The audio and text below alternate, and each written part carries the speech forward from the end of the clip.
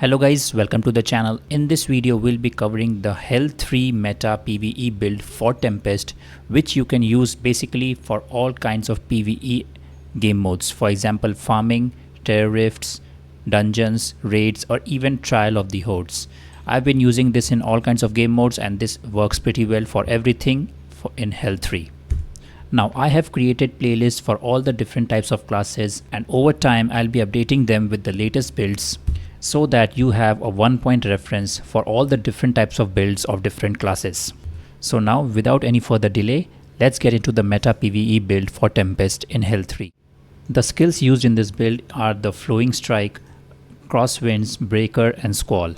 For the primary attack you can use Wave Edge for PvE, basically for farming and terror rifts, but for dungeons you can switch to Wind Edge. The key essence for this build is basically revolving around Hurricane Hitch for the crosswinds and Flooded Stream for the flowing surf. Apart from this, to empower the crosswinds, we also use Shake Worth, basically, which is when the crosswind is going to crit, it is going to give 4 more blades of winds. And similarly, for empowering our flowing surf, we are using Undying Vision. Whenever there is a critical hit by flowing surf, there's an explosion. So basically you can see that critical hits are very important in this particular build. For the other two essences, the Breaker and Squall, I am using for Breaker the Flaring Lighthouse. This is going to make my Breaker a dash and it damages enemies in the path. And for the shoulders I am using the Breaker damage increased by 19%. For the armor piece we are using Merchant Scale.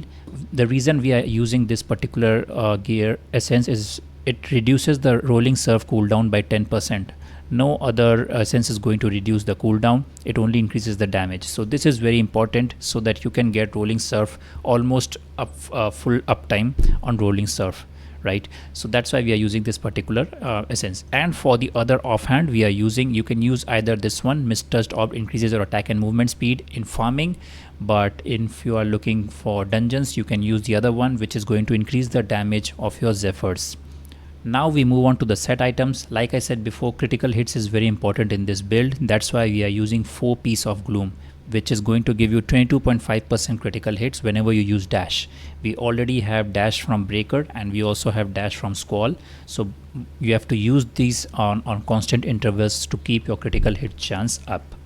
Now in this setup are the three skills that we are using, all of them activate your V2s. Hence we are using 2 Piece of V2s for sure. At least 2 Piece of V2s is required so that the effect of your beneficial effect duration increases by 30%, because all of these are considered as beneficial effects. And with Squall, V2s is not activated. You are using Squall to basically navigate and also to get the 4 piece gloom buff. So that's why at least you need 2 pieces of V2s, and for the 2 piece you can go for 4 piece of V2s, or maybe you can go with Shalbaz set for more damage in primary attack. Now for dungeons, if you're looking more damage per second, basically more damage, you can definitely go with the Wind Edge, and you also have a Wind Edge essence on the offhand. Wind Edge becomes empowered whenever you use a skill, so this is going to increase the single target damage by a lot, and Wind Edge in general has a better single target damage, and Wave Edge has an AoE damage. So for dungeons I think you can switch to Wind Edge and you can use that particular essence. But for farming, this is the particular best setup for farming, and even for terror rifts I'm using this particular same setup. For dungeons you can just make one change.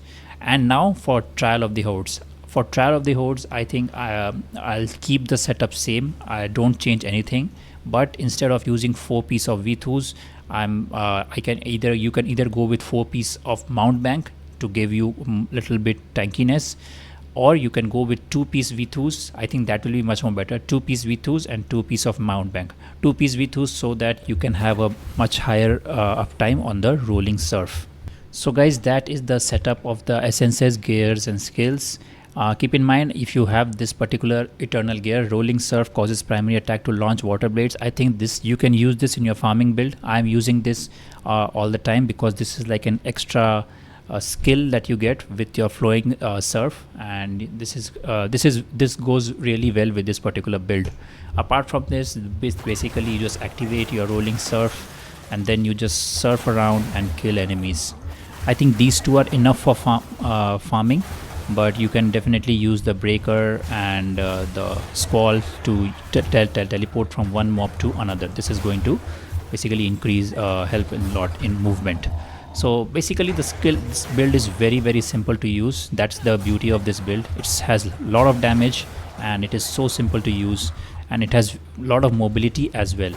So with the high mobility, high damage and everything, this build is just perfect for everything, for dungeons, raids and everything. I've even used it in dungeons and the boss dies very well. So this is how it is going to look for in dungeons. With so many dash and rolling surf, the mobility is not going to be any problem at all. So the best part about this build is that it has a lot of AoE damage and it has a lot of DPS at the same time. So now you are going to see how easily we are going to destroy this basically butcher. Let's see.